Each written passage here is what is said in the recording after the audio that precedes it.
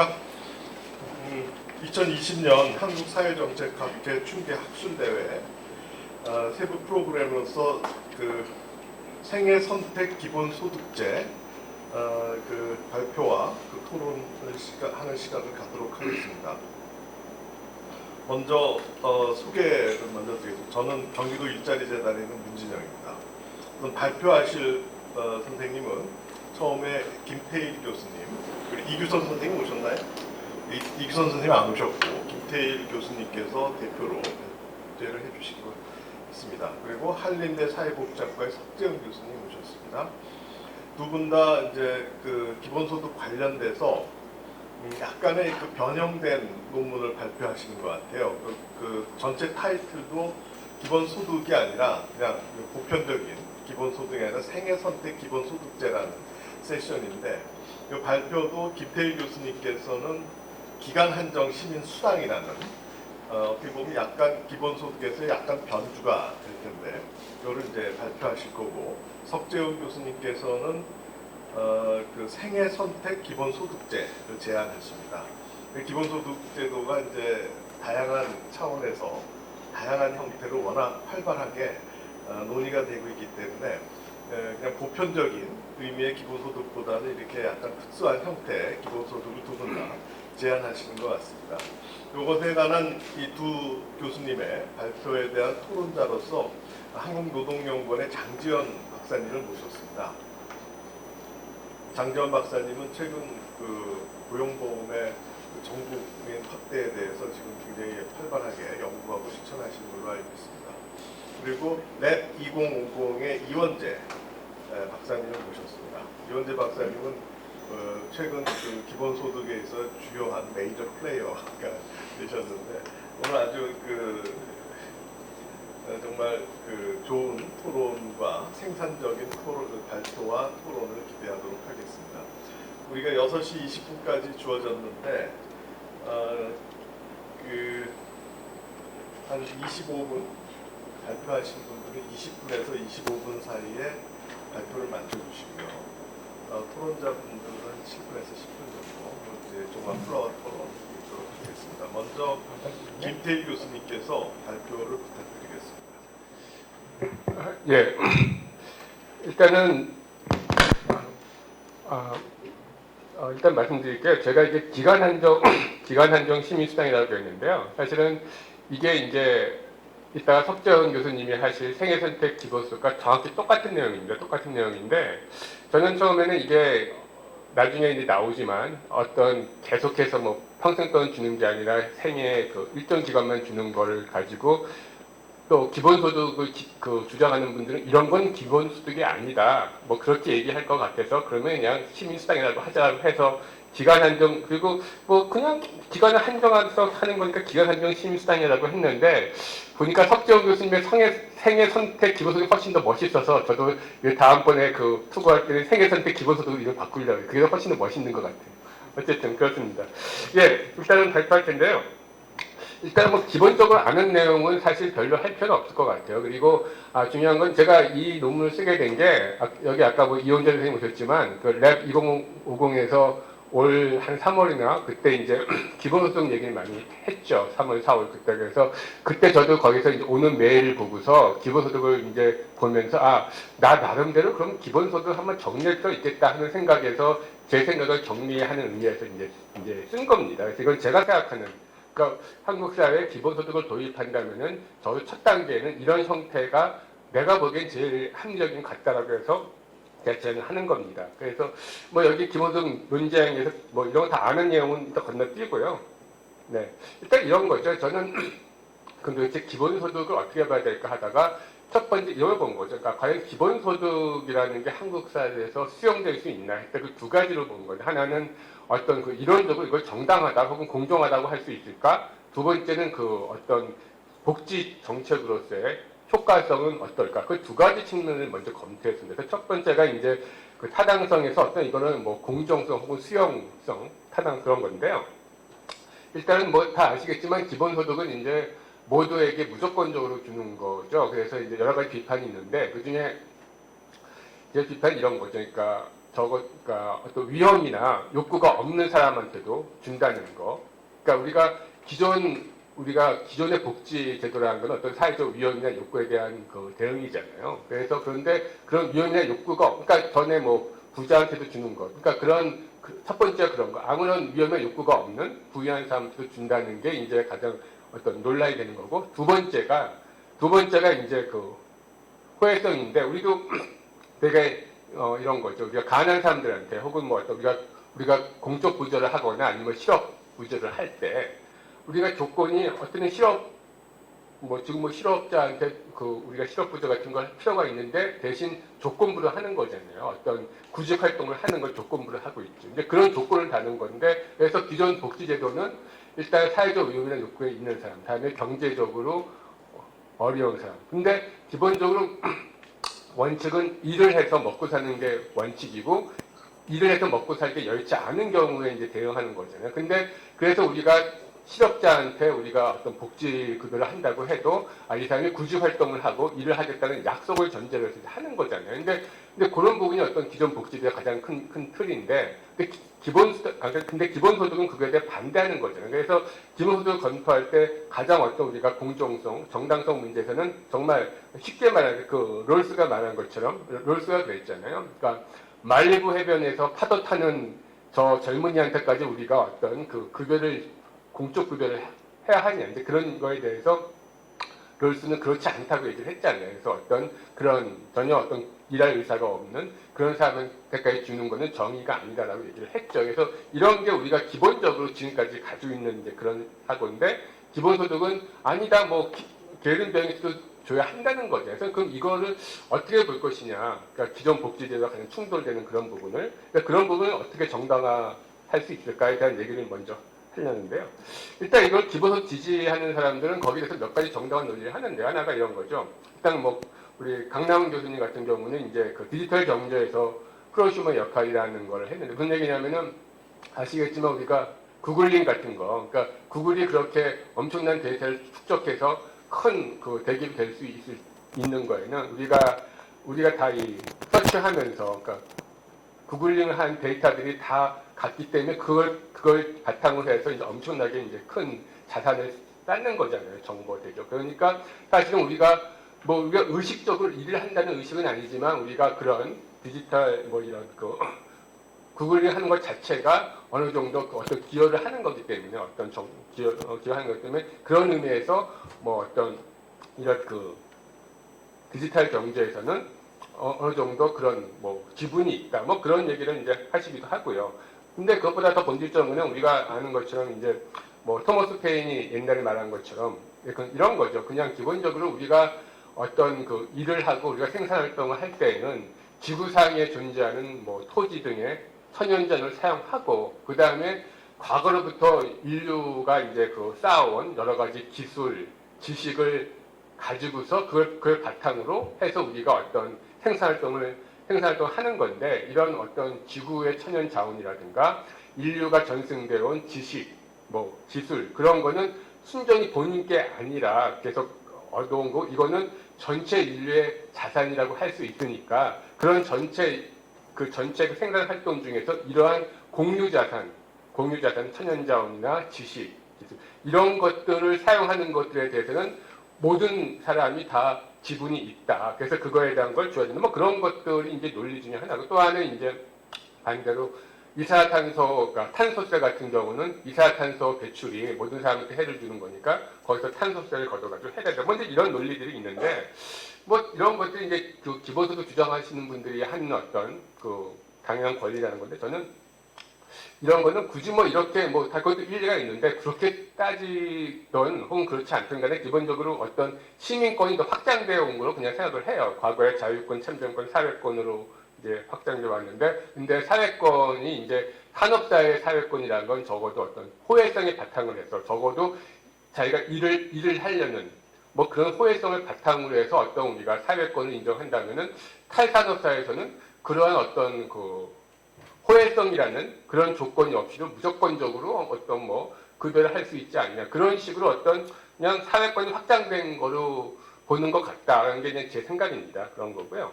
근데 이제 그래서 이제 그런 식으로 지지하는 게 하나 있고 또 하나는 이런 우리가 그 호혜성 조건, 기존 복지제도의 그 바탕에 호혜성 조건이 충족하지 않지만 현실적으로 필요하다라고 하는 것들이 이제 뭐 기존 복지제도의 단점으로 뭐 행정 비용이라든가 그 다음에 어떤 그런 그 자산 조사나 아니면 어떤 근로 의무를 부과하는 것 때문에 자기 결정감이나 자존감의 어떤 저해를 갖는 뭐 이런 것들의 단점 때문에 기본소득이 좋다라고 말하시는 분도 있고 그 다음에 뭐 다 아시겠지만 소위 뭐 4차 산업혁명, AI 그러면서 어떤 뭐 일자리의 소멸, 양극화 뭐 그러면서 기본적으로 어떤 산업사회에서 기존 복지제도가 고용을 전제로 해서 이제 설계된 거니까 그런 기본 틀 자체가 이제는 맞지 않기 때문에 기본소득이 필요하다. 뭐 이런 얘기들은 이제 하시고 있는 거죠. 뭐 그런데 이런 것들이 어떤 공정성에서 기본소득에 대한 얘기면은 그 다음에 이제 효과성 얘기를 할 텐데 사실은 뭐 공정성도 중요하지만 실질적으로 좀 더 제가 관심 갖는 것은 그 효과성 측면에서 과연 기본소득이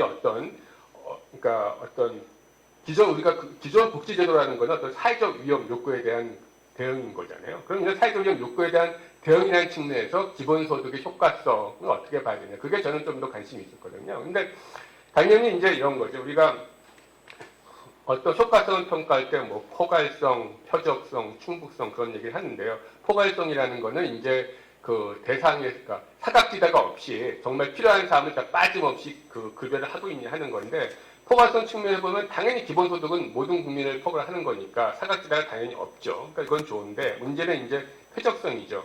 표적성이라는 거는 그 급여 대상 중에서 실제로 그런 위험 욕구가 있는 사람을 얼마나 포함하고 있냐 이제 그런 얘기인데요.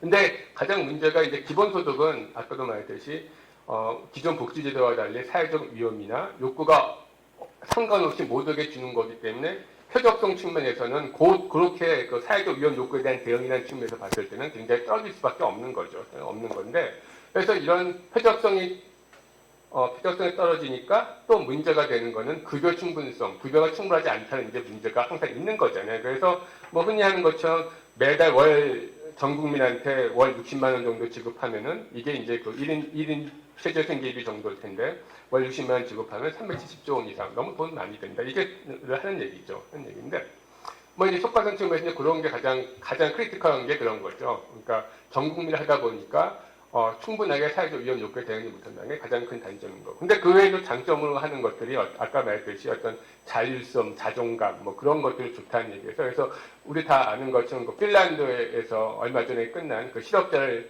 대상으로 한 실험도 어떤 본인의 만족감 측면에서는 뭐 그냥 기존의 실업 구조보다 더 좋더라. 뭐 그런 게 나왔었잖아요. 당연히 이건 더 좋겠죠. 아무 조건 없이 하는 거니까. 뭐 그런 얘기고요. 그 다음에 또 이제 아까 한 것처럼 적어도 뭐 양극화 혹은 뭐 그 프레카리아트에 대한 대안으로서는 정말 이런 게 필요하다 이제 그런 거. 근데 하시니까 프레카리아트라는 거는 그냥 일을 하더라도 이제 불안정한 거잖아요. 그렇죠. 그래서 근데 일을 하더라도 어떤 그 좀 불안정한 그래서 어떤 그 도움이 필요한 이제 그런 계층일 텐데 기존에도 이제 이런 분들을 위해서 실업 구조라든가 EITC가 있는데 그러니까 이런 걸로는 불충분하고 기본소득이라는 게 또 하나 필요할까? 뭐 그런 것들에 대해서 이제 좀 더 논의가 좀 필요하기는 한 거죠. 어쨌든 뭐 이런 것들 대신 효과성에 대한 논란인데요.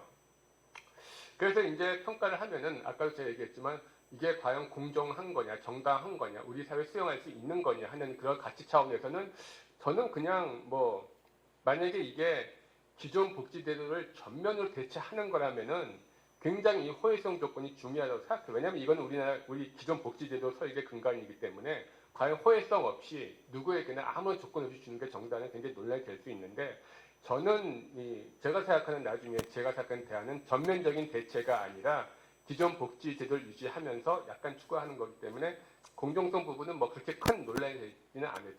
제가 제안하는 거예요. 그 다음에 이제 효과성인데 뭐 아까도 말씀드린 것처럼 가장 큰 게 사회적 위험 욕구가 없는 사람한테까지도 지급하기 때문에 충분성이 떨어지는 건데 그래서 문제는 이런 거죠.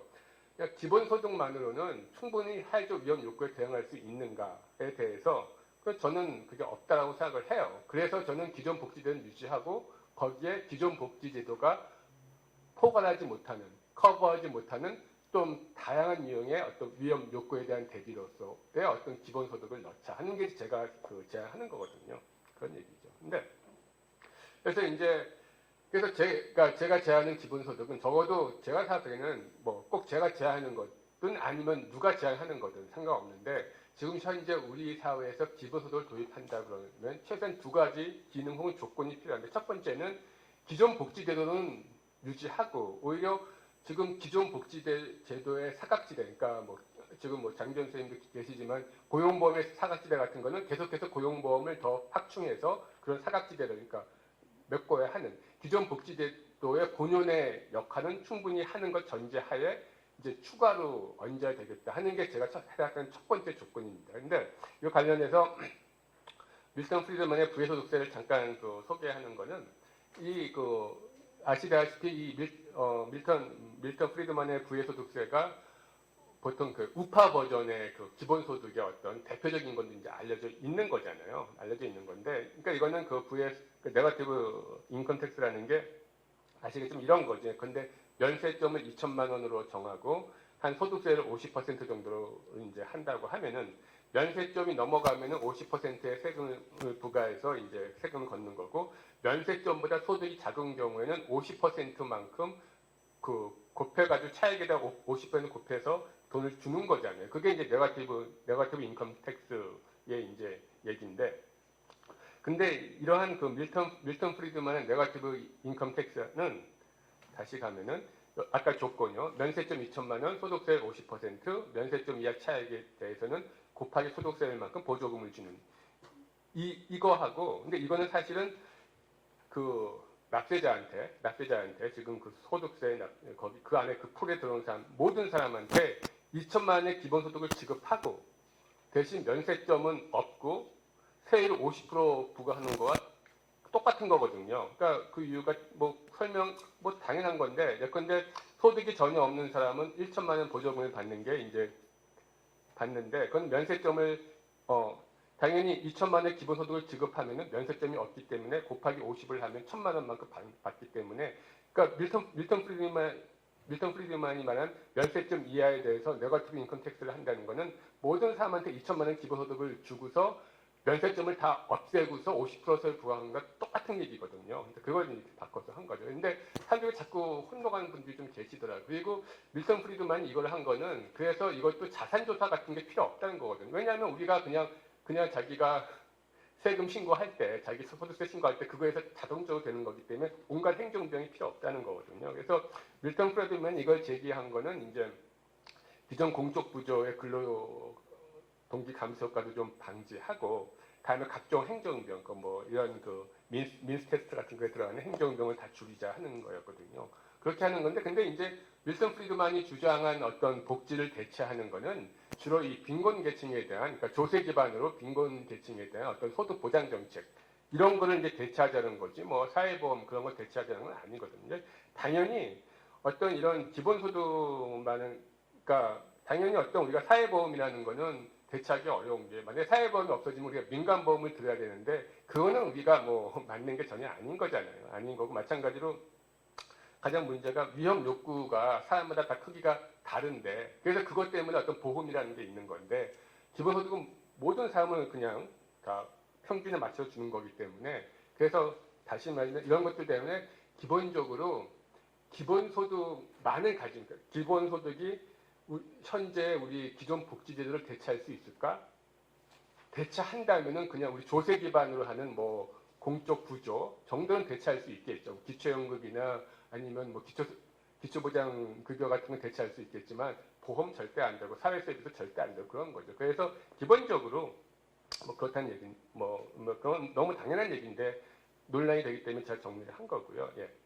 그래서 이제 아까 말한 것처럼 첫 번째는 기존 그리고 근데 저는 그렇다고 기초연금이나 아니면 기초생활보장급여를 대체하는 것보다는 그거를 유지하고 대신 제가 제안하는 5년 한정 기본소득이 더 낫다고 생각하는데요. 왜냐하면 그냥 현재 그 조세 기반 어떤 기초 생계급여 같은 걸 대체하려도 굉장히 돈이 너무너무 많이 들거든요. 그래서 아까 말했듯이 월 60만 원씩 한다고 해도 370조 원이기 때문에 그래서 저는 그것도 좀 아니라고 생각하는데 어쨌든 그래서 제 결론은 기존 복지제도는 유지 확충하고 플러스 기본소득은 이제 추가해야 된다는 거죠. 근데 그렇게 되면은 기존 복지제도를 유지하면서 기본소득을 추가하면 그럼 기본소득의 역할은 뭐냐? 그러려면 기본소득의 역할은 그러니까 기존 복지제도가 목표로 하고 있는 사회적 위험 욕구에 대한 대응은 기존 복지제도가 하고 기존 복지제도로서 할 수 없는 다른 사회적 위험 욕구에 대한 대응을 기본소득이 맡아야 한다. 당연히 그렇게 논리적으로 이제 그런 식으로 나올 수 있는 거죠. 그게 제가 생각하는 겁니다. 그런 거고요.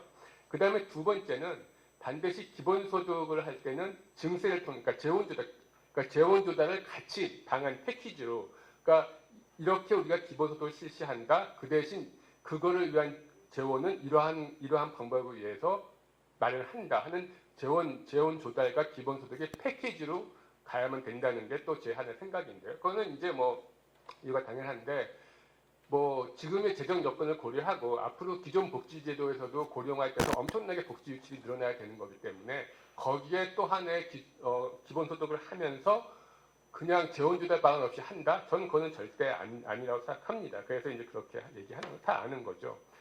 그 다음에 이제 뭐 시간이 없으니까 그냥 우리 사회에 기본소득이 필요한가에 대해서 사실은 어떤 분들은 그냥 기본소득을 추가하지 말고 뭐 스웨덴 모델처럼 가면은 되지 않냐는 말씀도 하시는데 저는 우리 사회가 스웨덴 모델로 가는 게 과연 가능할까에 대해서 저는 그것보다는 차라리 우리 현재의 기존 복지를 확충하면서 추가적인 약간의 아까 제가 제안한 기간한정 시민수당 쪽이 좀 더 현실적이지 않을까 뭐 그런 생각을 했다는 건데요. 어쨌든 그래서 제가 제안은 이런 겁니다. 그러니까 기간한정 시민수당은 석재현 교수님과 똑같은 건데 예를 들어 이런 거죠. 그러니까 근로 시기 20에서 24세 시기 중에 한 뭐 필요할 때 신청해서 한 5월 60만 원 정도 급여를 받는데 통산 수급 기간을 5년 정도 제한하는 거죠. 그러니까 자기가 필요할 때 신청해서 받되 통산 그 생애 수급 기간은 5년 정도 제한하는 거죠. 뭐 그렇게 하는 건데요.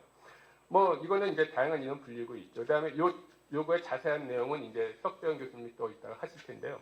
근데 그렇게 하고서 근데 자기가 65세까지 수급하지 않는다? 그러면은 그 5년 동안 수급권은 65세 일시금은 받을 수도 있지만 저는 그것보다는 연금에 얹어가지고서 타는 게 더 좋겠다는 생각을 하고 있습니다. 그리고 이 수당은 계속해서 이제 경제 성장률 정도에 비례해서 이제 그 계속해서 급여가 올라가게 해서 그래서 이제 좀 더 늦게 탈 수 있게 하는 그런 유인 같은 걸 하면 좋겠다는 그런 얘기인데요. 그래서 이런 것들이 그러니까 이런 5년 동안 한정하는 거는 기존 복지제도가 커버하지 못한 예를 들어서 뭐 취업 준비나 교육 훈련이나 뭐 재충전 혹은 가족 돌봄을 위해서 뭐 휴직이 필요하다든가 뭐 이런 것들인데 근데 이런 것들은 사실은 근로 연령대에 평생 발생한 건 아니거든요. 근로 연령대에 잠시 어떤 그런 급여가 필요한 그런 게 발생할 수 있고 그런 개인마다 굉장히 다양할 수 있기 때문에 그냥 5년으로 한정하되 자기가 필요할 때 받게 하자 뭐 그런 거고요. 다음에 이거는 굉장히 다양한 변주가 가능해서 여기 쓴 것처럼 뭐 그냥 무조건 5년 하는 것보다 한 뭐 35세 전까지는 뭐 2년 정도, 다음에 남은 생에서 3년 정도 뭐 그런 식으로 할 수도 있고 또 몇 가지 뭐 조건을 추가할 수도 있고 그 다음에 처음에는 한 2년, 3년 정도 했다가 차츰 연장할 수도 있고 여러 가지로 이제 생각할 수 있는데 단지 기본 아이디어는 어떤 기간을 한정하고 자기가 필요할 때 수급할 수 있게 하자 이제 그런 겁니다. 그래서 그런 걸 하는 건 텐데 제가 시간이 없어서 빨리 할 텐데 어쨌든 그래서 결론은 아까 제가 이거를 한 거는 꼭 이걸 반드시 하자 하는 게 아니라 그냥 아까 제가 서두에 말씀드렸듯이 우리 사회에 정말 기본소득이 필요할까? 만약에 도입한다면은 현재 우리 여건에서 어떤 형태의 기본소득이 가장 적합할까라는 그런 고민에서 나온 겁니다. 그래서 어쨌든 제 얘기는 중요한 거는 지금 뭐 코로나 사태로 여러 가지 사회 안전망에 대한 얘기를 하고 있는데 그러니까 기존 현재 대한민국의 기존 복지제도가 굉장히 부종합성을 가지는 것도 틀림이 없기 때문에 좀 더 기존 복지제도를 뛰어넘는 좀 더 뭔가 좀 더 새로운 어떤 그런 고민들이 좀 필요하다. 뭐 제가 제안한 것을 포함해서 그런 생각입니다. 예, 이상으로 발표 마치겠습니다. 예, 김 교수님 감사합니다. 어차피 이 기본소득이라는 게 뭐 여전히 이게 사고 실험의 단계이기 때문에 5년을 이제 김 교수님이 주장하셨고 아마 석재훈 교수님은 4년을 주장하셨고 또 어떤 사람은 뭐 더 늘어날 수도 있고 그런데 이 기본소득이 갖고 있는 여러 가지 쟁점들은 4년으로 하든 5년으로 하든 평에 계속 주든 여전히 남아 있는 것 같습니다. 석재훈 교수님 발표를 마저 듣고 그리고 토론을 하도록 하겠습니다. 석재현 교수님, 그 김태일 교수님, 석재현 교수님 내용하고 일정 부분 굉장히 유사한 게 있으니까 좀 아직 한 20분 내에 발표 부탁드리겠습니다.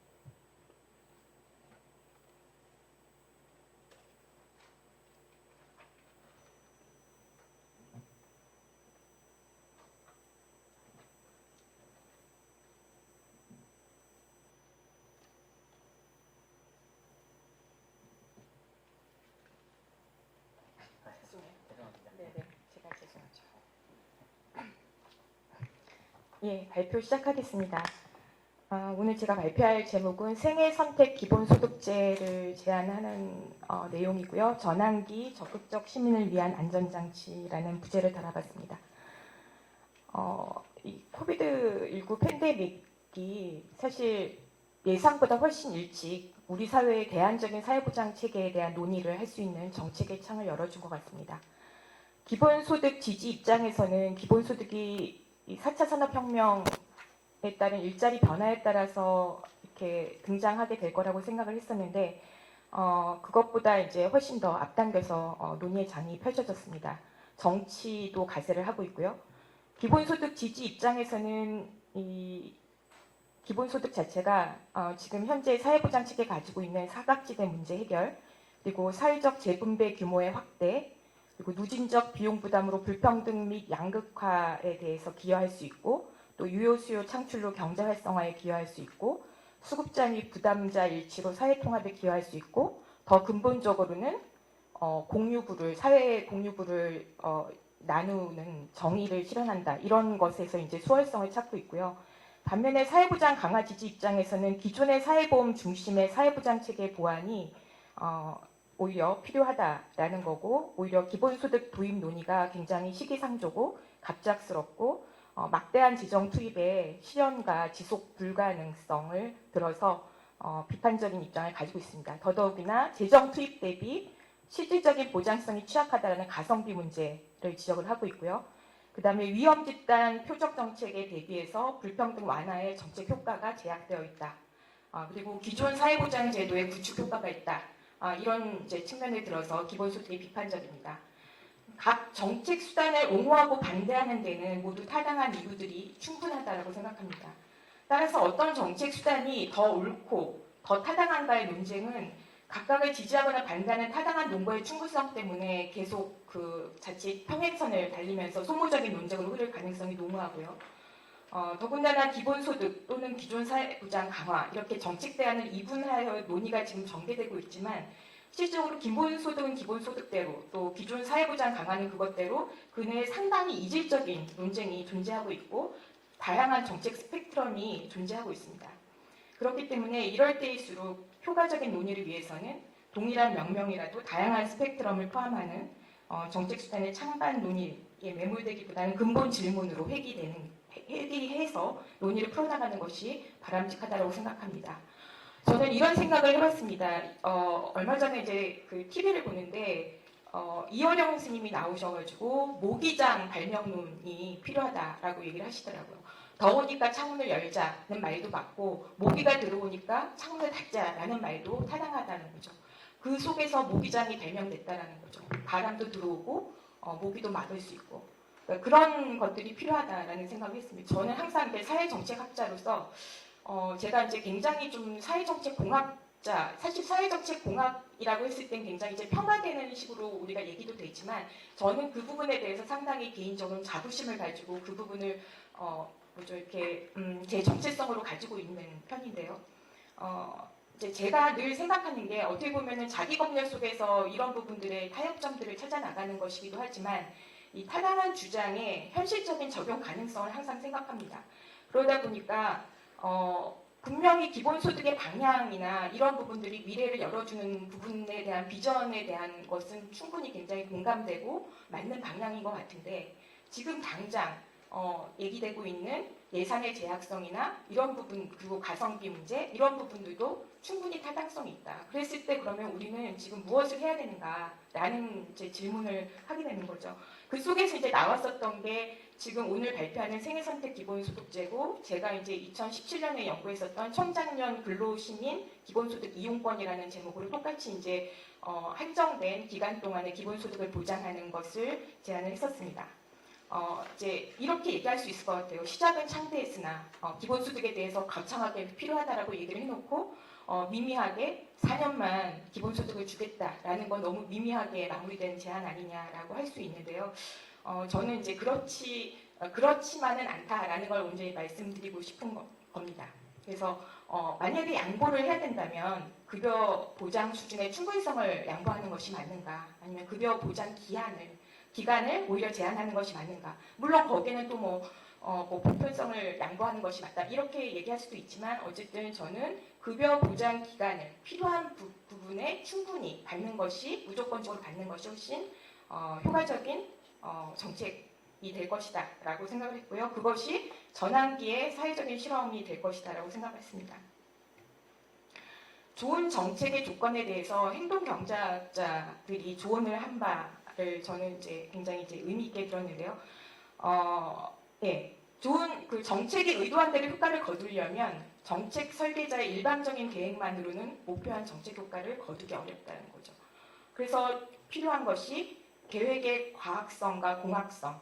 그래서 정확하게 정책 목표가 한 효과를 거둘 수 있도록 이 표적 대상의 니즈를 잘 반영하도록 설계되었는가. 다시 말해서 정책 과학적으로 또 공학적으로 정책 목표 달성이 이 사회적 효용성이 높은 그런 계획인가, 지속 가능한 타당한 계획인가를 질문해야 되고요. 두 번째, 참여의 적극성과 주도성이 있어야 된다고 생각합니다. 정책의 목표와 의도에 대해서 사회 구성원들이 충분히 이해하고 공감하고 있는지, 그래서 충분히 이해했기 때문에 그 공감대에 속해서 주도성을 발휘할 수 있는 여지에 대한 이해가 충분히 되어 있는지가 두 번째고요.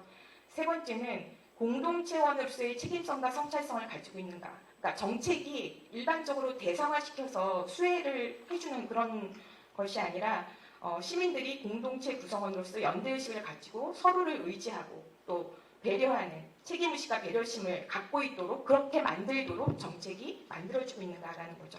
그런 측면에서 저는 생애선택 기본소득제가 이 계획의 과학성과 공학성 측면에서 이 정책 자체가 큰 무리 없이 효용성이 높은 실증적인 검증을 위한 사회실험적인 정책이 될 수 있다라고 봤고요.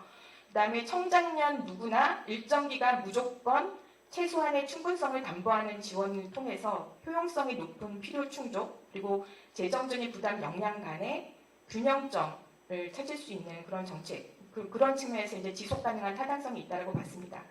참여의 적극성과 주도성 측면에서는 이건 정부의 역할인데요. 정책 의도에 대한 충분한 설명, 교육, 소통과 공론화를 통해서 정책 이해도를 제고할 필요가 있고요.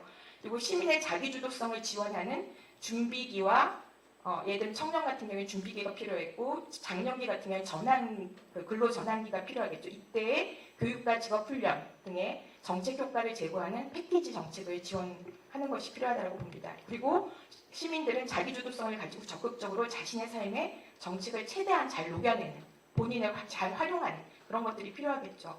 그리고 세 번째, 공동체원으로서의 책임성과 성찰성 측면에서 공동 운명체로서, 우리가 지금 코비드19를 겪으면서도 이제 관계성에 대한 얘기를 계속하지만, 공동 운명체로서의 관계성 인식, 그리고 안전장치의 필요성에 대한 공감대와 책임의식 공유, 그리고 공동체의 그 활용 가능한 자원 규모의 크기를 알고 그 속에서 내가 얼만큼을 쓰는 것이 다른 사람들에 대한 어떤 이제 배려를 의식한다는 거죠. 그런 것 속에서 활발한 논의 속에서 사회 통합성이 제고되고 불안이 감소할 수 있고, 그리고 정책 대상으로서가 아니라 주인으로서 책임성과 성찰성을 갖도록 정책 투명성, 그리고 정책 결정의 당사자성을 확보하는 방안으로 만들어 나가야 된다는 거죠. 기본소득을 그냥 급여를 주겠다, 얼마를 주겠다는 게 중요한 것이 아니라 이 정책에 얼마나 이 당사자들을 참여시키느냐, 그리고 이해시키고 주도적으로 만들어낼 수 있느냐, 이게 저는 관건이라고 보고 있습니다. 겨우 4년이냐, 아까 말씀드렸듯이 시작은 창대하는 끝은 미약하구나 라고 이제 얘기할 수 있습니다. 하지만 4년이라는 걸 제가 따져봤어요. 지금 현행의 사회보장 제도가 얼마나 보장할 수 있는가 따져보니까 4년 48개월이 결코 짧은 게 아니더라고요. 덴마크 실업급여 수급 가능 기간이 24개월이더라고요. 한국형 실업구조 수급기간 6개월로 설계되었습니다. 한국 고용보험 18, 24개월 납입하고 나서 그 기간 동안에 6개월과 1년 보험료 납입하고 나서 받을 수 있는 급여 최장 기간이 6개월에서 9개월 보장받아요. 그것을 적게는 5회 내지는 많게는 8회를 반복할 수 있는 기간이에요. 48개월이라는 기간이. 그러니까 8번의 실업급여를 받을 수 있다는 거죠. 그럼 노동생의 40년에 10%인데요. 4년이면. 10년에 1년씩 재충전한다는 의미도, 시간의 의미도 가집니다. 그래서 청년기 최대 2년, 그리고 장년기에는 2년을 하고 만약에 청년기 2년을 다 사용하지 않았다면 그 나머지 잔존기간들을 사용할 수 있다. 이렇게 생각하고 있고요. 예산은 50만 원을 준다라고 하면 저는 이제 급여는 어쨌든 생존 충분한 급여가 돼야 된다고 보는데 50만 원을 준다라고 하면 20조가 되는 거고요. 80만 원을 준다라고 하면 30조가 됩니다. 이게 이제 GDP로 보면 1%, 1.5%에 해당되는 수준입니다. 그리고 지금 현재 제가 제안했던 제안은 현행 사회보장 제도의 대체를 최소화합니다. 별로 그렇게 대체할 필요가 없어요. 청년 수당과 실업구조 정도 대체합니다. 그래서 병행하면서 우리가 지금 얘기하는 어떤 기본소득으로 정말 갈 것인지 아니면 좀 더 나은 제도가 있는지 이런 것들을 우리가 충분히 탐색하고 그리고 시민들을 좀 더 적극적이고 자기주도성을 가진 도덕적인 시민으로 만드는 그런 것들이 가능한지 이런 것들을 저는 실험해볼 수 있다고 생각합니다. 그냥 이게 실험 기간을 해서 지금부터 실험이야라고 하는 게 실험이 아니고 진짜 이런 정도의 무리 없는 정책이 사회적 실험이 될 수 있다고 보는 거죠. 그래서 현행 정책 방향을 가늠하고 준비하는 마중물로서 충분한 수준이다라고 보고 있고요. 4년은 여러 가지를 고려한 제안인데 절대적인 기준은 아닐 수 있습니다. 처음 시작은 오히려 2년 더 짧게 시작할 수도 있다고 보고요. 향후 여건 변화에 따라서 그야말로 생산체제나 여러 가지 노동시장 여건에 따라서 더 길어질 수도 있다라고 생각을 합니다. 왜 기본소득을 얘기를 하게 되는가? 세 가지로 얘기 드리고 싶은데요. 일단은 우리가 4차 산업혁명에 따른 노동의 불안정성 확대 이 얘기는 너무나 많이 했습니다. 많은 분들이 하셨고 플랫폼 경제, 불안정 노동의 증가 그리고 개인의 다양한 생활 방식이라는 부분까지 결합이 되면서 오히려 노동 자체가 굉장히 복잡화, 다기화되고 이런 노동 경계의 불명확성 그리고 고용 관계의 어떤 불명확성 이런 부분들이 결국 이런 구조적인 변화가 어떻게 보면 이 불안정성을 상수화시킨 사회이기 때문에 그렇다. 그래서 좀 더 기여와 보상의 관계도 좀 더 느슨하게 구성되는 이런 기본소득의 형태의 사회보장 체계가 맞다. 이런 이제 얘기고요. 두 번째는 주체의 변화입니다. 주체의 변화는 사실 별로 우리가 기본소득 얘기하면서 크게 다뤄보지 않았던 거라고 생각하는데 저희 개인화를 들 수 있습니다. 개인화가 우리 사회에서 지금 제가 홍찬숙 교수님 거를 많이 인용을 했는데 홍찬숙 교수님이 말씀하시는 개인화 올리 백이 얘기하는 개인화는 우리가 지금 단편적으로 사용하고 있는 개인화 맥락하고는 굉장히 큰 구조의 변동을 포함하고 있는 것입니다. 그래서 그야말로 인간의 역사가 해방을 위한 자유 추구의 역사인데 개인화라는 거는 한편으로는 해방이고 인신 구속으로부터의 어떤 자유, 가족으로부터의 자유 이런 것으로 보면은 굉장히 이제 자유를 신장하는 그런 측면이지만 반대적으로는 오히려 공동체로부터의 어떤 이탈, 해방이기 때문에 위험하다는 거죠. 그런 측면에서 이 개인화가 되면서 굉장히 이제 그 위험해진 개인들이 많아지는 건데 이런 것들이 결국은 지금 현재 이 개인화 속에서 생의 위험이 개인화되는 그런 이제 어떻게 보면 굉장히 이제 어려운 이 개인화의 어떤 단계에서 그렇게 되고 있는데 울리 백은 그 부분들을 넘어서 이 이제 생의 위험이 개인화되는 그 단계를 넘어서 제2의 개인화가 필요하다. 그러니까 개인으로 살면서 또 안전한 사회 보장이 되는 그런 불안정 노동이나 이 개인화를 상수로 한 유동하는 어떤 이 사회 속에서의 개인이 안전하게 살 수 있도록 하는 그런 것들이 필요하다라고 얘기를 했는데 그 부분을 예를 들면 홍장숙 교수님 같은 경우는 우리 한국의 경우에는 압축적인 개인화가 필요하다. 압축적인 개인화가 진행되고 있고 지금까지의 그 산업화는 가족주의적인 그 가족주의에 기반한 산업화, 근대성도 사실은 가족주의에 기반한 산업화가 되었다면 지금 한국에서 지금 이 단계 이후에 90년대 이후에 필요한 지금 이거는 압축적인 개인화와 이 개인화를 뒷받침하는 어떤 사회의 변화, 사회 보장 이런 것들이 필요하다는 얘기를 하고 있습니다. 개인화라는 건 결국 이게 개인이 개인으로도 충분히 안전한 사회 보장 체계가 뒷받침되는 그런 급여 체계가 된다는 얘기죠. 세 번째 얘기는 정책인데요. 정책이 지금 그 기존의 사회 안전망이 이제 계속 우리가 보강을 해왔습니다. 그러니까 고용보험도 그렇고 계속 사회보험의 틀에 머무르지 않았어요. 뭐 자영자도 가입할 수 있다. 뭐 1인 사업장 다 가입해라. 특보도 일정 부분 다 수용하겠다. 제도를 굉장히 많이 사실은 변화시켜 왔습니다. 근데 효과가 없었던 거죠. 근데 이렇게 하다 보니까 이용을 하는 사람들이 생겨요. 제도를. 그래서 실업하고 물론 이제 그게 꼭 의도적인 건 아니지만 의도적 비의도적으로 실업과 그다음에 수급가를 반복하는 그런 사람들이 상당수가 생깁니다. 이것을 개인에 대해서 그거 정말 좀 너무 남용을 한다라고 비판의 잣대를 들이대기 전에 이렇게 도덕성을 탓하기 전에 이렇게 도덕적 해이를 조장하는 제도를 만드는 것은 바람직하지 않다라는 거죠.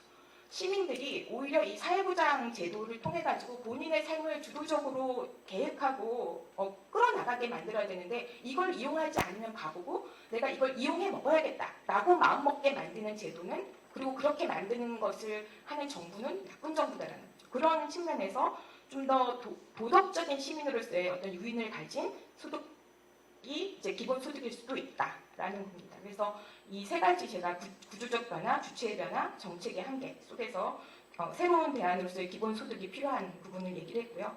그런데 지금 정책 설계의 제약 조건으로 보면 우리 한국의 사회 여건이 녹록지가 않습니다. 특히 고령화라는 거는 세계 유례가 없는 정도로 우리한테 오고 있고 그것은 분명하게 사실이기 때문에 예산 제약이 분명히 있습니다. 그리고 우리 경제 체계 자체가 세계 경제 체제에서 위치하는 거나 지금 우리가 이 경제를 이끌어가는 이 수출 의존 개방 경제 체제에서는 경제적 역량 제약될 수밖에 없습니다. 재정적 역량은 아직 여유가 있다고 하지만 고령화 때문에 금방 이 부분들도 사실은 한도가 차일 거라고 생각이 되고요. 그리고 사실은 뭐 시민사회의 어쨌든 성숙도나 뭐 이런 부분도 사실 연대의식이나 이런 부분도 사실은 낙관적이지 않습니다. 그래서 이런 이제 한국 사회의 여건을 생각하면 정책 설계의 제약 조건이 좀 분명해집니다. 그래서 지금 당장 보편적인 기본소득은 저는 어렵다라고 생각합니다. 고려하지 않을 수 없는 변수들이다. 그리고 특히나 한국 사회 그 정부에 대한 어떤 신뢰, 공동체 연대의식, 사회적 책임의식 이게 굉장히 중요한 부분이라고 생각하거든요. 그래야지 아까 주도적인 정책을 믿고 정부가 아니라 정부와 소통하면서 대등한 입장에서 이 정책의 당사자로서의 참여하는 그런 형태가 돼야지 이 기본소득이 의미 있게 정책이 될 수 있는데 그런 문화가 지금 아직 분위기가 아직 형성이 되지 못했다라는 거죠. 제가 이제 기대하는 거는 사실 뭐 K방역이 약간 너무 과장됐다라고 얘기도 하지만 어쨌든 저는 K방역에서 보여줬던 그 소통, 정보의 그 투명성 이런 부분들에 굉장히 긍정성을 볼 때 그런 부분과 관련한 어떤 기본소득이 어쨌든 소통을 통해 가지고 좀 더 이렇게 우리한테 실현될 수 있는 부분들의 여지를 기대하고 있습니다.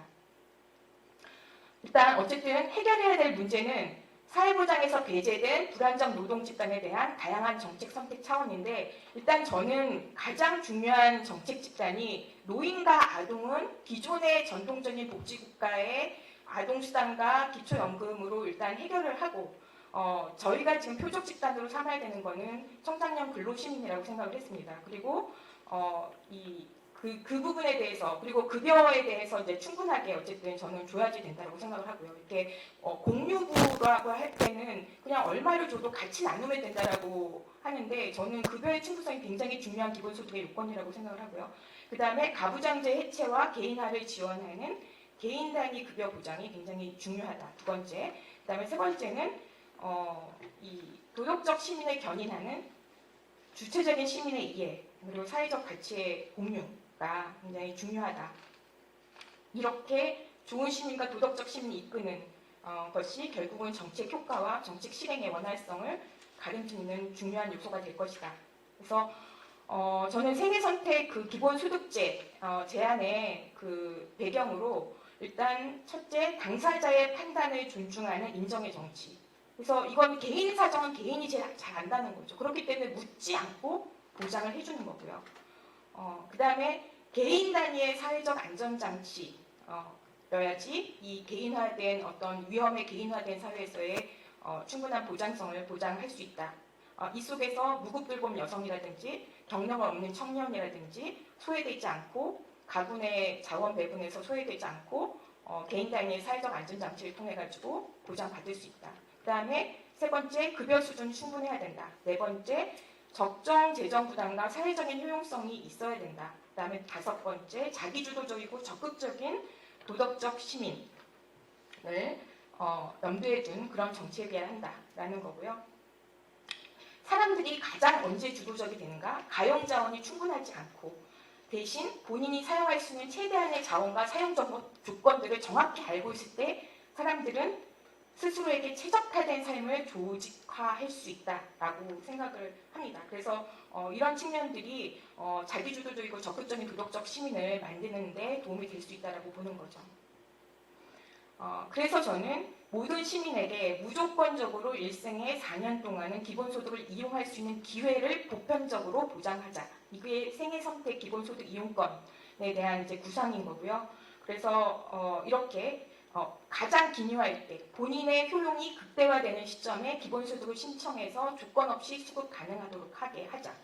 이렇게 되면 이게 지금 현재 이렇게 변화하는 어떤 정말 4차 산업혁명이 지금 계속 오고 있는 어쨌든 변화 영향을 미치고 있고 개인화도 영향을 미치고 있는 것이기 때문에 이렇게 균열이 기존의 자원분배 방식의 균열이 커지는 거에 맞춰서 탄력적으로 이 기간들을 조정함으로써 기본소득의 역할을 단계적으로 확대할 수도 있겠다라는 거고 이것이 이제 단순히 화폐 자원 배분뿐만 아니라 시간 자원의 배분일 수도 있겠다. 그래서 생애 전환 기간을 보장하는 의미를 갖는다라는 거고요.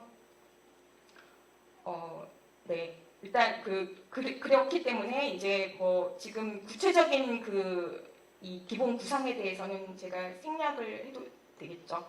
네, 일단은 그런 차원에서 얘기를 했고, 재원이나 이런 부분들은 저는 이제 재정에 대한 것들은 일단 기본적으로는 다변화가 필요하다라고 얘기를 했고요. 모든 소득, 그다음에 소비 지출, 그리고 랩 2050에서 제안했듯이 소득공제제도 정리하는 것도 포함이 될 수 있다고 생각을 합니다. 우리가 지금 얘기하는 인지자본세나 디지털세 이런 것도 당연히 재원에 포함이 될 수 있다라고 보고요. 네. 그래서 이제 저는 어쨌든 이 생애선택 기본소득제의 의의를 이 한국의 사회보장 체계가 지금 현재 직면하고 있는 한계를 보완하고 또 균열을 점진적이고 온건하지만 어쨌든 메꿔주고 개인의 안정적인 기본 생활을 기반으로 해서 개개인의 자유로운 도전적인 행보를 지원하는 미래의 지향적인 가치를 담고 있다라고 작지만 큰 변화다라고 이제 얘기 드리고 싶고요. 그래서 효과적이고 실용적인 대안이다라고 말씀드리고 싶고요. 그래서 이렇게 이 안정을 기반으로 이 자발성이 극대화되고 창의적인 도전들이 촉발되는 어떻게 보면 인간의 기본 본성과 부합되는 그런 이제 방식일 수 있겠다라고 감히 제안을 드립니다. 이거는 제가 이제 지금 현재 얘기되고 있는 전국민 고용보험과 보편적인 기본소득, 안심소득제, 생애선택 기본소득 그리고 근로저축계좌를 한번 생각을 해봤어요. 이거는 이제 고용보험에 대한 이제 대안으로 똑같이 이제 4년이지만 어쨌든 이거는 이제 고용보험에 대한 대체되는 그런 개념으로 이제 제안을 했었는데요. 이거는 나중에 페이퍼를 참조를 하시면 될 것 같습니다. 네, 이상입니다. 감사합니다. 예, 감사합니다. 네, 수고하셨습니다. 두 분 페이퍼를 제가 좀 미리 받고 읽어보면서 전 엉뚱하게도 홉인 홉오프 버스가 생각이 났었어요. 그래서 이제 그 투어 그랬어요. 그거는 이제 뭐냐면 결국은 자기가 근로와 여가를 선택하는 건데 사실 자기가 쉬었다가 언제든지 갈아탈 수 있고 언제든지 버스를 탈 수가 있어야 되는데 자기가 쉬었다가 버스 타는데 우리나라 노동시장의 관행이나 여러 가지 제도가 자기가 이 정도 쉬었다가 다시 노동시장에 올라타고 또 필요하면 또 쉬었다가 다시 올라타고 과연 지금 그런 관행이 안 돼 있는 시스템인데 이런 선택제라는 것이 얼마나 효과가 있을까? 이건 뭐 논리적 어차피 이거 사고 실험이니까 뭐 논리적으로야 뭐 얼마든지 가능하겠죠. 그런데 어떤 제도든 그 제도가 밑바탕 시켜주는 다른 여러 가지 이 사회 경제적 조건하고 이게 정합이 돼야 되는데 이게 우리나라가 레저와 레이버를 이렇게 갈아타기가 쉽지 않은 나라인데 예를 들어서 신입사원을 뽑을 때만 하더라도 뭐 나이가 제한도 굉장히 있고 이거를 어떻게 이거를 현실화시킬까는 주요 토론 주제가 될 것 같습니다. 김 교수님이 좀 일찍 떠나셔야 된다고 그러니까 우리가 한 10분 늦게 시작을 해서 한 6시 반까지 이렇게 할 수 있는데 김 교수님 한 6시 반에 떠나셔야 되니까 두 분 먼저 토론하실 때 김 교수님한테 먼저 토론하실 거 있으시면 뭐 코멘트나 질문 있으면 먼저 하시고 그리고 좀 시간을 갖고 석재영 교수님하고 토론 시간을 갖도록 하겠습니다. 먼저 장지원 박사님. 네, 시간을 절약하려고 미리 나와 있었습니다. 사회자 선생님이 나가라고 나가셨는데 페이퍼 두 편을 재미있게 읽었습니다. 두 분께서 뭐 같은 이야기입니다 라고 말씀하셨지만 제 관점에서 보면은 아주 미묘한 재미있는 차이가 느껴졌습니다. 제 토론에 기대를 하시는 분들이 많은 것 같아요. 왜냐하면 여기 계신 다른 분들은 전부 기본소득 지지하시는 분들이고 저는 반대하는 사람으로 알려져 있기 때문에 제 토론을 가장 많이 기대하고 계시지 않을까 합니다. 저는 요즘 다들 짐작하시는 대로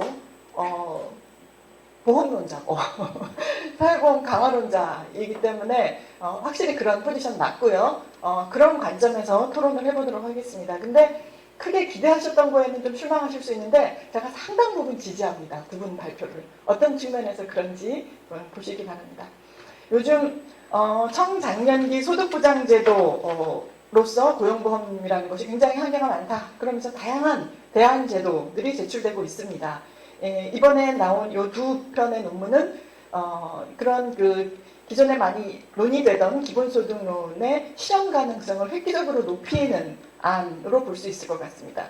그럼에도 불구하고 저는 보험 강화론, 사회보험 강화론과 변형된 기본소득론을 비교하는 그런 관점에서 몇 가지 말씀을 드리고 마지막 부분에는 제가 이게 슬라이드가 좀 길어요. 근데 그게 다 새로 만든 게 아니고요. 뒷부분 건 옛날에 제가 어디 가서 발표했던 거 갖고 온 거예요. 일종의 알리바인데 제가 그냥 허투루 이 의견하고 비슷한 생각 저도 해봤습니다 하는 게 아니고 진짜 증명을 좀 하려고 2018년에 제가 저희 노동연구원 개원기념 세미나에서 발표했던 슬라이드를 그대로 뒤에 붙였습니다. 일부를. 저는 모든 기본소득 지지하시는 선생님들께 첫 번째 드리고 싶은 질문이 이거예요. 현행 고용보험의 한계를 어떻게 판단하고 계시느냐. 이게 우리나라 고용보험이 아까 김태희 선생님 제가 미묘한 차이라고 말씀드린 게 뭐냐면 김태희 선생님은 스웨덴 모델이 문제 있는 게 아닌데 우리가 스웨덴 같이 못 갈 것 같습니다 라고 말씀을 하셨어요. 근데 석재현 선생님 발표는 그렇지 않아요.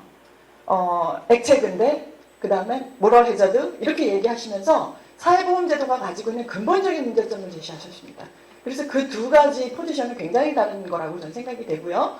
그래서 우리나라 고용보험이 문제인가 아니면 기존 사회보험 원리 자체가 이제는 문제가 되는 상황이 되었는가 거기에 대한 답변을 두 분 다 해주셨으면 좋겠다라고 말씀드리고 저는 여기 최근에 이 유럽의 이제 칼럼에서 나온 요 말을 그대로 저는 제가 딱 이 포지션에 있어요. 웰페어 스테이트, 여기서 웰페어 스테이트를 사회보험이라고 좀 바꿔서 보셔도 될 것 같은데, 이 칼럼이 뭐냐면 기본소득은 반대하는 이야기를 쭉 쓴 거예요. 그러니까 리인포스먼트가 필요한 것이지 완전히 새로 리인벤션이 필요한 것은 아니다라는 그런 제목을 달고 있습니다. 우리나라 사회보험이 고용보험이 문제인가, 사회보험 원리 자체가 문제인가라는 거하고 약간은 결을 달리하지만 다시 한번 확인해서 선생님들께 질문드리고 싶은 건 이겁니다. 그래서 보완이 필요하다는 거냐, 대체가 필요하다는 거냐? 저는 그 질문에 대해서도 답변을 듣고 싶습니다. 김태일 선생님께서는 기존 고용보험 절대 대체 못한다. 그렇지만 이제 추가로 기본소득을 하는 이유는 따로는 말씀 안 하셨는데 오늘 발표에서는 말씀을 하셨어요. 뭐라고 말씀하셨냐 하면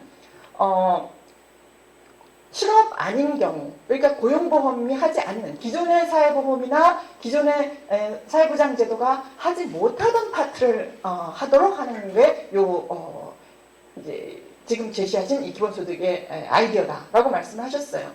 그런데 저는 석재 선생님은 그런 포지션에 있지 않다고 봅니다. 왜냐하면 아까 문제도 분도 근본적인 문제를 제기하셨을 뿐만 아니라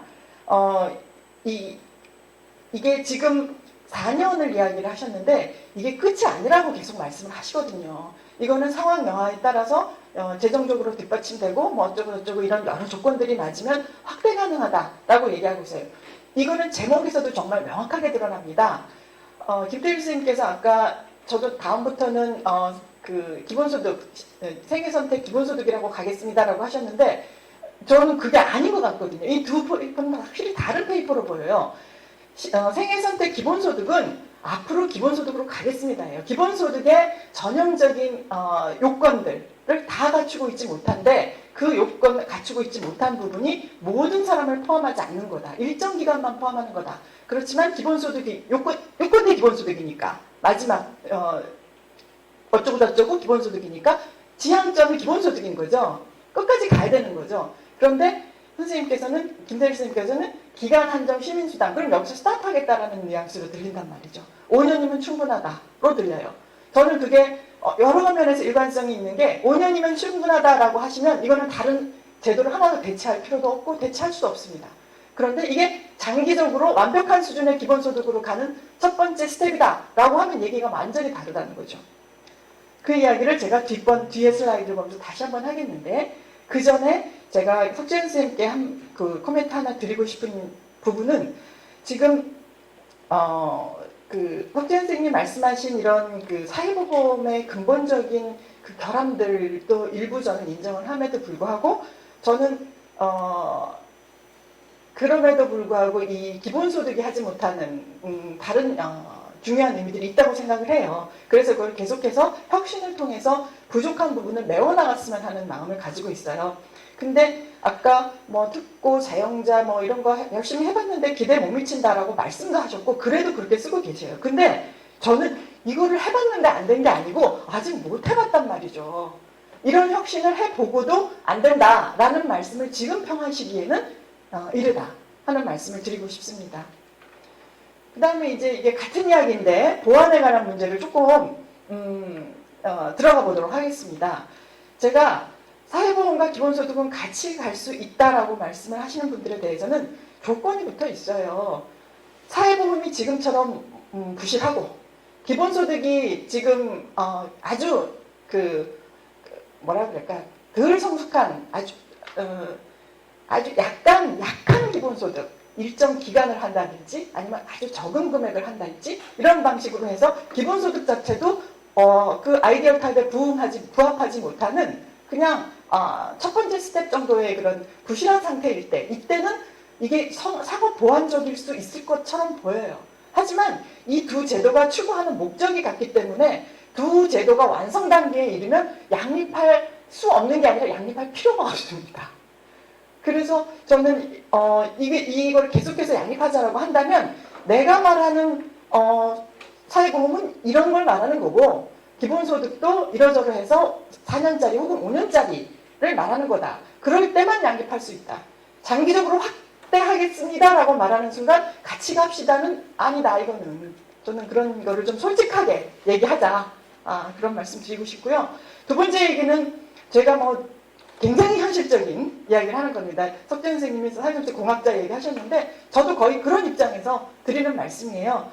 뭐 GDP의 1%가 됐던 2%가 됐던 3%가 됐던 돈이 한 50조 있으면 정말 제가 보기에 서둘러 이 사회보험을 완성하기 위해서 해야 되는 스텝들이 있는 거예요. 스웨덴 모델하고 비교해서 볼 때 우리가 부족한 부분이 분명히 있는 것이에요. 그래서 거기에 투입하는 것과 지금 이 소유재원 20조 내지 30조 가지고 할 수 있다라고 말씀하시는 이 제도가 우선순위의 문제에서 우선순위 말할 필요 없습니까? 라는 질문 한 가지 추가적으로 드리고 싶습니다.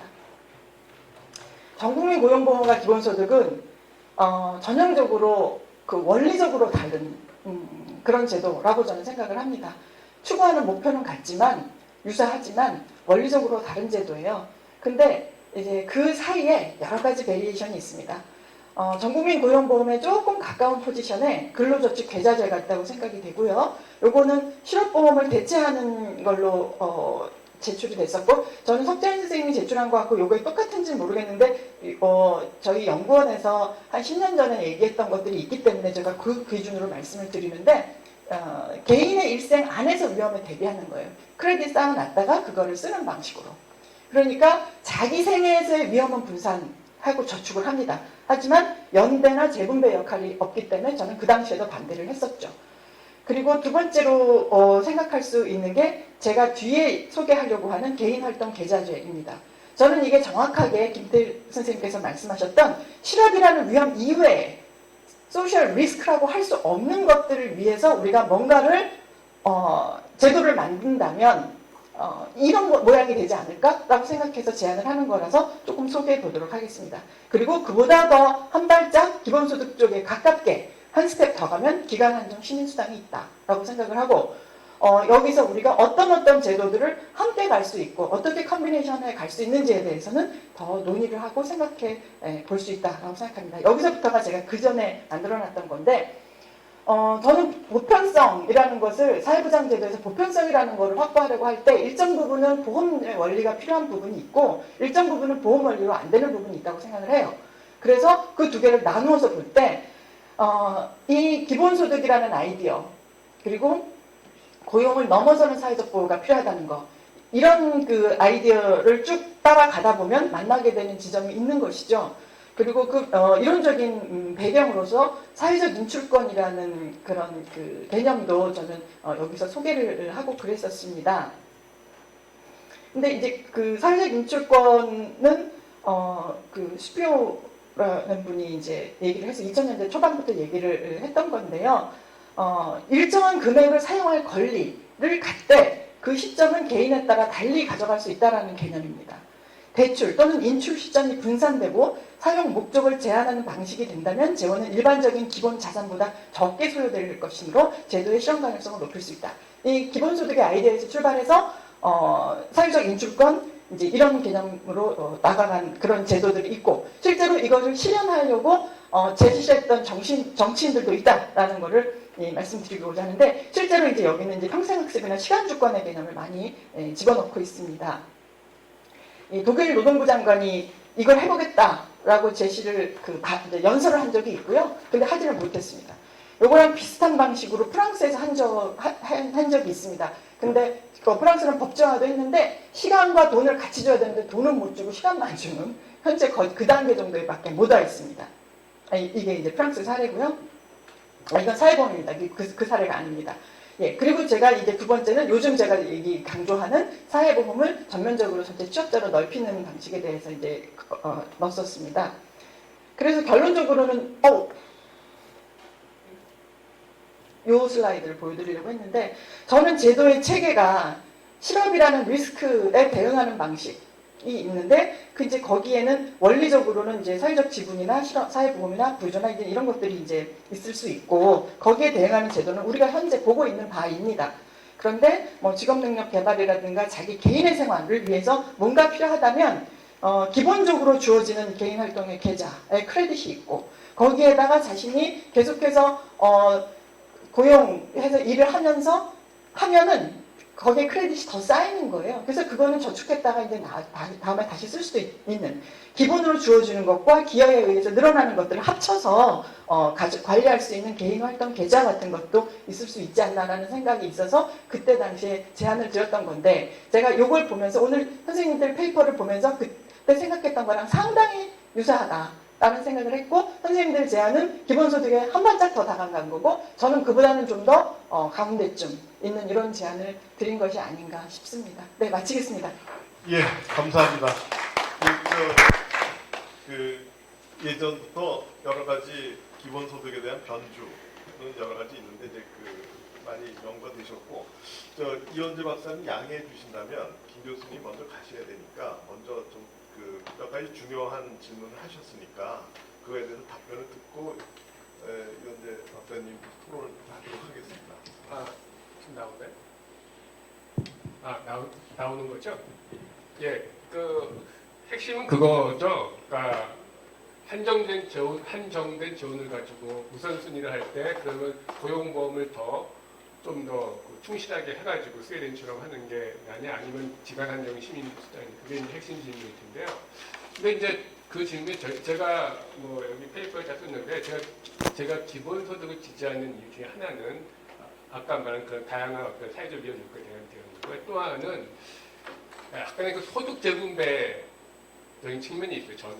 근데 그 이유가 뭐냐면은, 그러니까 당연히 여기 뭐 아는 분은 알겠지만 우리 사회정치연구회 카톡에서 엄청나게 막 논쟁을 했었는데 당연히 같은 재원을 가지고서 우리가 쓴다 그러면은 기본소득보다는 저소득 계층한테 주는 게 당연히 재분배 효과가 높죠. 근데 이제 문제는 같은 재원이 아니라는 기본소득을 지지하는 사람들은 기본소득을 위해서라면 우리가 더 추가적인 재원을 우리가 끌어올 수 있지만 그냥 지금처럼 어떤 빈곤층을 위한 거는 추가적인 재원을 끌어오기 어렵다는 게 이제 기본적으로 제가 동의하는 거는 저는 사실은 그 기본소득을 앞으로 먼 미래에 좀 더 미래에 이라고 생각하는데 어쨌든 그 중간중간 저는 그 재분배는 좀 우리 사회가 좀 필요하다고 생각하는데 그러기 위해서는 저는 그래서 제가 반드시 정했습니다. 조건으로 한 게 그 재원조달 방안을 추가로 지금 있는 거에서 빼오는 게 아니라 추가로 재원조달 방안을 마련하고 그 조건, 시민 수당의 조건부로 추가적인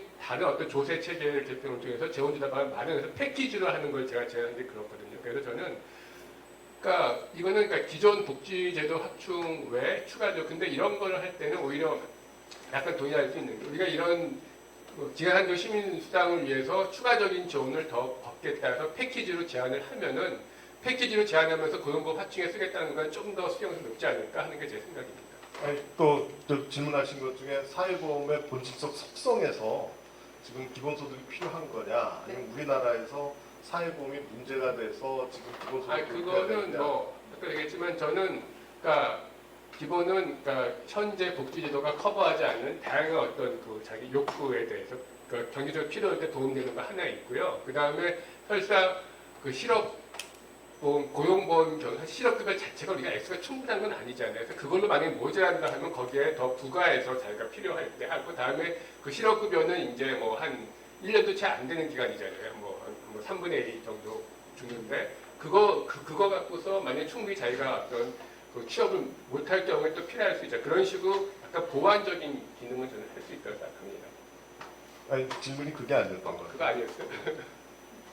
그러니까 근데 일부는 질문 대답하신 것 같아요. 근데 스웨덴 모델로 가는 게 차라리 더 어렵다. 그 부분에 대해서 조금 찾아서 원래 아니 그렇지 않아요. 지금 기간한정 시민수당이 훨씬 더 쉽지 않나요? 스웨덴 모델보다? 그러니까 우리나라가 보험제도를 잘 운영하지 못해서 이렇게 사각지대가 많아서 우리가 기본소득을 도입해야 되는 여기서 거지. 하고요. 그다음에 여기에 보면 현재 스웨덴처럼 하면 훨씬 더 많은 게 저는 더 갖추려고 생각하는 그 하나 있고 또 하나는 기본적으로 저는 탈산업사회 모델, 기존 복지제도는 기본 산업사회 모델이지만 탈산업사회적인 앞으로의 미래 사회를 생각하면 기본소득 같은 것도 필요하겠다. 그런 하나의 층이 있는 것도 저는 그런 생각이 듭니다. 그러니까 사회보험 제도 자체는 문제가 없는데 우리나라에서 그럼 이제 대답이 된 것 같고 양해해 주신다면 김태희 교수님 수업 때문에 좀 일찍 떠나십니다. 먼저 김태희 교수님 박수 한번. 이현재 박사님 혹시 김태일 교수님한테 그 질문이 있으시면 뭐 이메일이나 이런 거 통해서 얼마든지 예, 이현재 박사님 부탁드립니다. 토론 부탁드립니다. 저는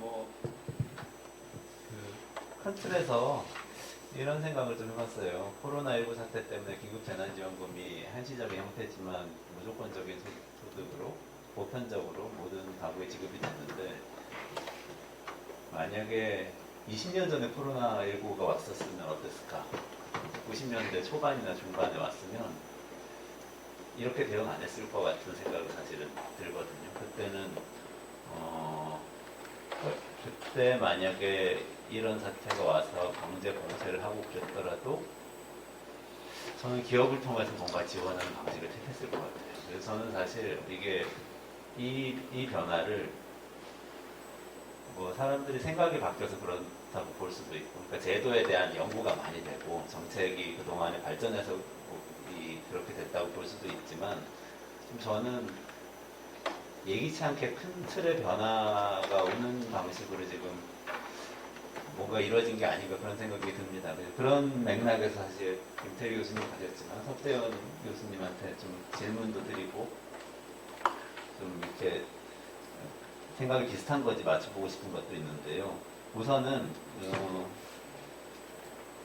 제가 이제 세 가지 측면에서 말씀을 드려보겠습니다. 하나는 분배 체제의 맥락이라는 거고, 두 번째는 사회보장이라는 맥락에서, 그리고 민주주의라는 세 가지 맥락에서 기본소득과 관련된 지금 형성된 맥락이 있는데, 거기에 생애의 선택이라는 이 요소가 들어가는 게 이게 맞는 건지 이렇게 어긋나는 건지 비슷한 건지 그걸 좀 여쭤보려고 합니다.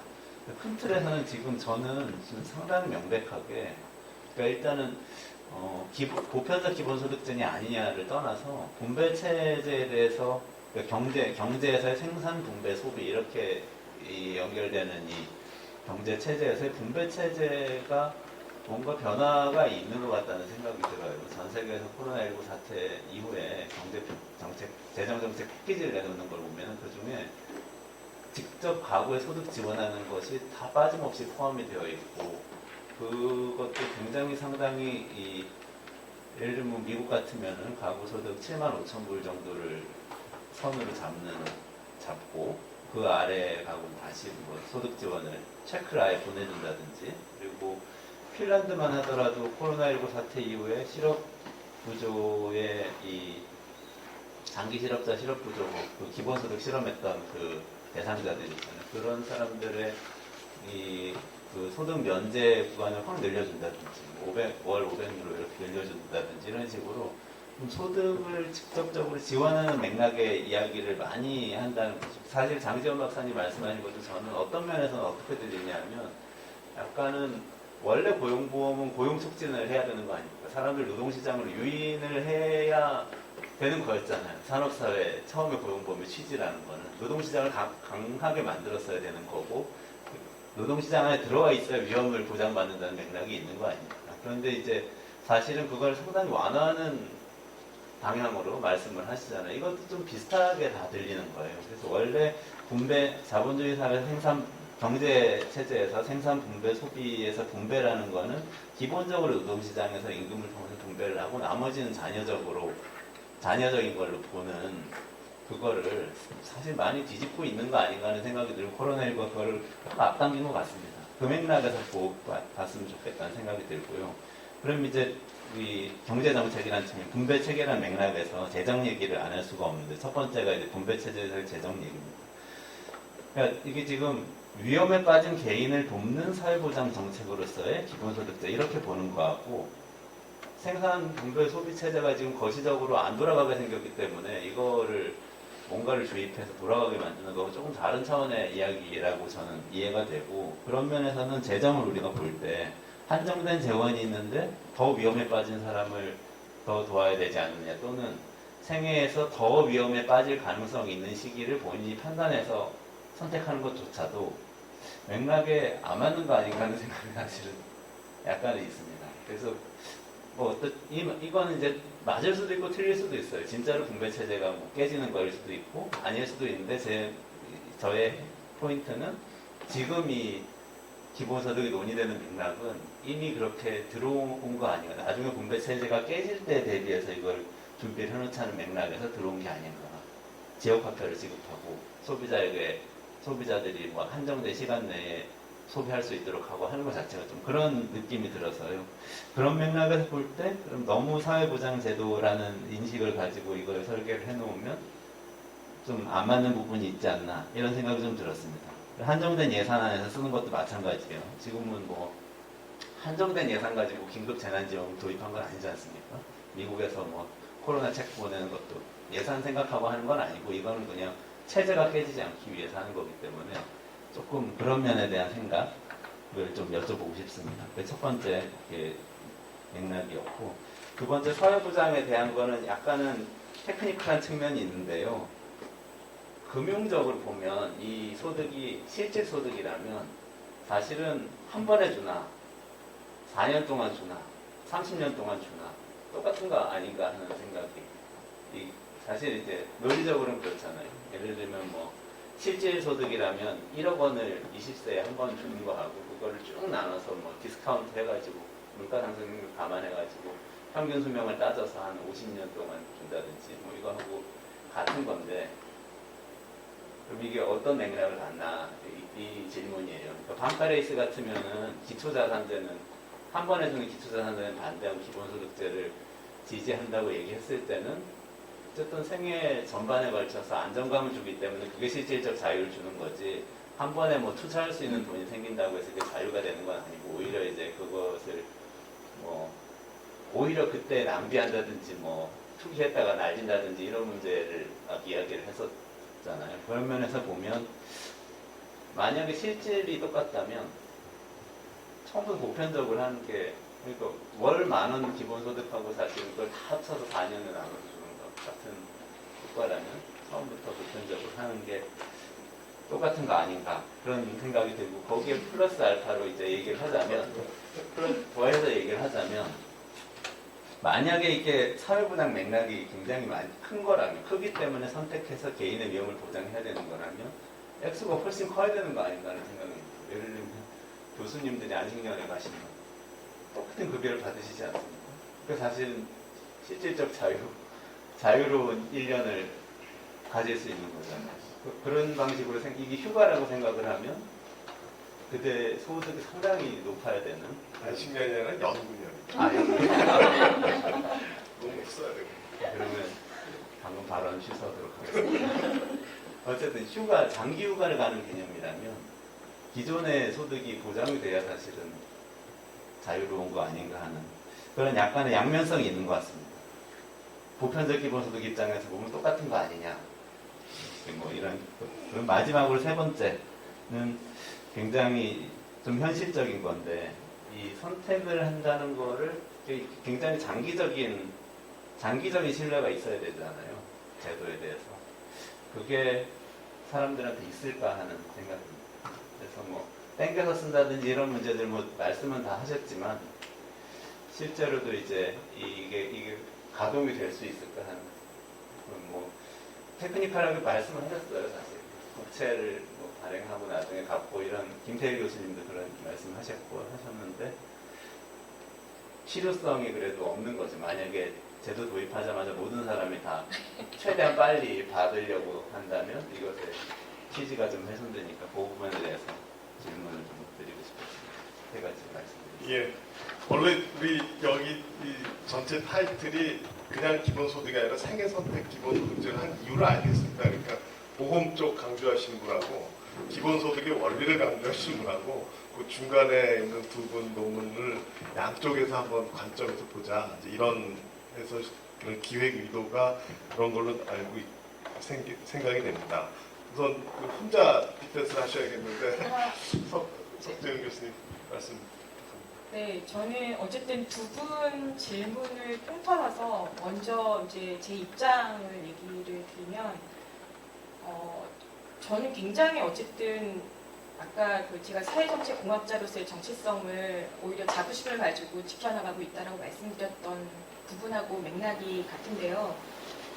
저는 이게 거대 담론에 의해서 정책을 만드는 것보다는 사실은 정말 사회가 지금 변화를 필요로 하고 있고 변화될 필요가 있다라고 절실히 느끼는 그 수준을 따라가는 게 제도의 역할이라고 생각을 해요. 그러니까 그런 측면에서 저는 사실은 사회보험 이렇게 기본소득 이렇게 저는 사실은 제 자체가 이렇게 이분해서 생각하고 있지 않다라는 거 아까 모두에도 말씀드렸지만 그렇고요.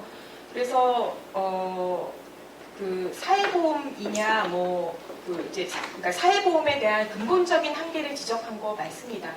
맞는데 그렇지만 사회보험을 그러면 하지 말자는 거냐? 그거는 아니에요. 사회보험이 지금 현재 가지고 있는 틀을 일단은 가져가는데 그러면 지금 현 단계에서 현행의 사회보험의 틀에 오히려 그거를 더 확대하고 정말 자영자도 포괄하고 특보도 포괄하고 우리가 할 수 없는 것까지 어쨌든 그 사회보험의 틀과 안 맞지만 계속 거기에 틀에 붙여가지고 가는 것이 효과적이냐 아니면 다른 틀을 또 좀 고민해보는 것이 필요하냐라는 거에 대한 고민인 거예요. 그러니까 사회보험의 틀을 지금 현재 폐기할 생각도 없고 제도를 부정하거나 아니면 다른 걸로 대체하자고 하는 입장은 전혀 아니고요.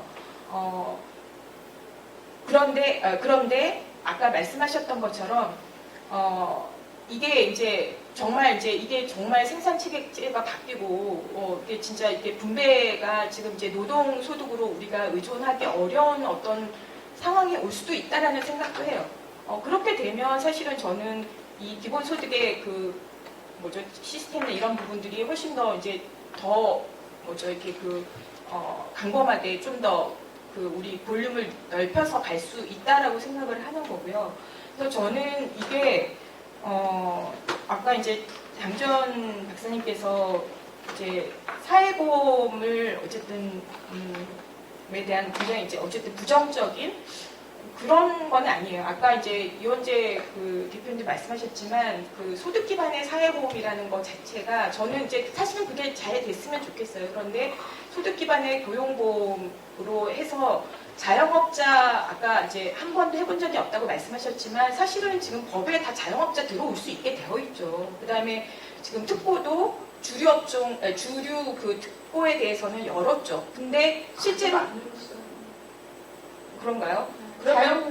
자영업자는 열었죠. 네, 그런데 거의 그걸 이용하지 않잖아요. 실효성이 없잖아요. 그러니까 그게 지금 자영업자가 우리는 굉장히 또 많은 노동시장 구조를 가지고 있고 다른 지금 스웨덴이나 이런 거에 비해서 그러니까 우리나라의 그런 특수성을 생각해 봤을 때 지금 제 소득 기반의 고용보험의 확대를 얘기를 하지만 이게 얼마나 정말 실효성 있게 그리고 자영업자가 자발적으로 수용하면서 그 제도에 보험료를 내면서 수능하면서 이 고용보험 제도를 편입될 수 있을까? 그리고 혜택을 받을 수 있을까?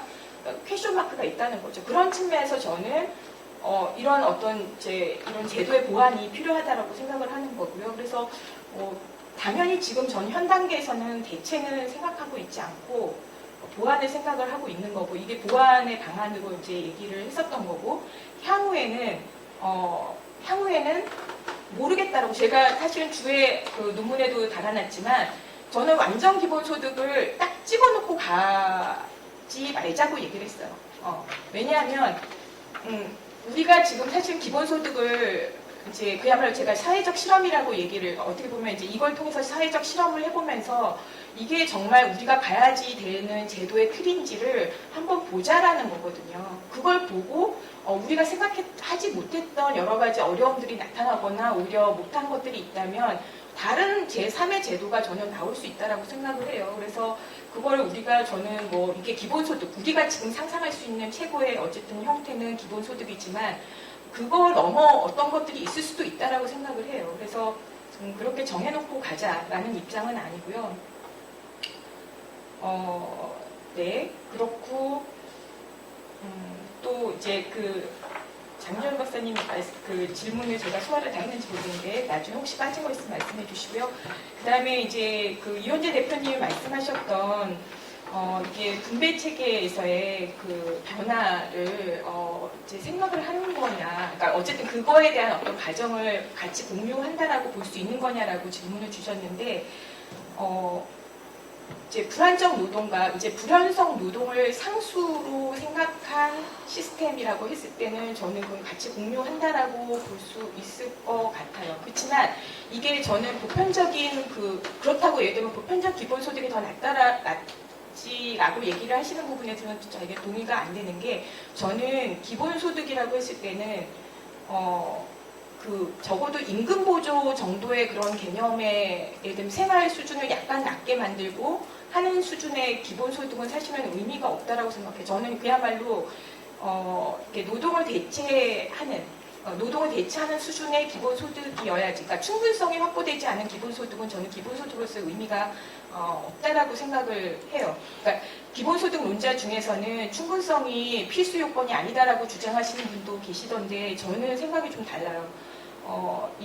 그러니까 공유구를 얘기하시는 분들은 특히나 그냥 알래스카에서 1년에 그냥 1,000만 원 아니라 100만 원 주면 되고 그거 나눠서 주면 되고 이런 식으로 또 얘기를 하시고 그러시는데 그거는 말 그대로는 기본소득이죠. 그렇지만 이제 제가 생각하는 어떤 분배 체계로서의 어떤 기본소득은 충분성을 갖춘 그래서 그런 부분이어야 된다고 생각을 하고 두 번째 아까 말씀하셨던 이제 사회보장과 관련해서 그냥 한 번에 줄 수도 있고라는 이제 말씀하셨는데 저는 일부러 제가 2년 하고 또 장년기 2년 이렇게 굳이 이렇게 나눠서까지 얘기를 했었던 거는 저는 그 한 달에 이 사람 그러니까 한 달 내지는 어쨌든 결국 이 사람이 노동을 안 하고 본인의 삶을 계획하고 할 수 있는 부분에 대한 것들을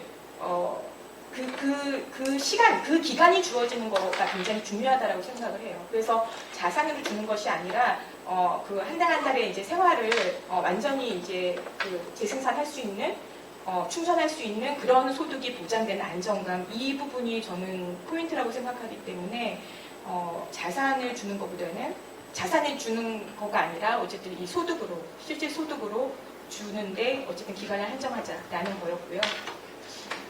그다음에 세 번째 말씀하셨던 이제 제도의 신뢰, 그러니까 장기적인 이제 그야말로 신뢰가 없으면 안 되는 부분이다라는 부분이 사실은 저는 기본소득에 대한 다른 비판들보다도 사회적인 신뢰, 그다음에 시민의식의 성숙이 안 된 상황에서 기본소득의 도입이라는 것이 우리 사회에 너무 시기상조다라고 하는 게 저는 가장 어떻게 보면은 가장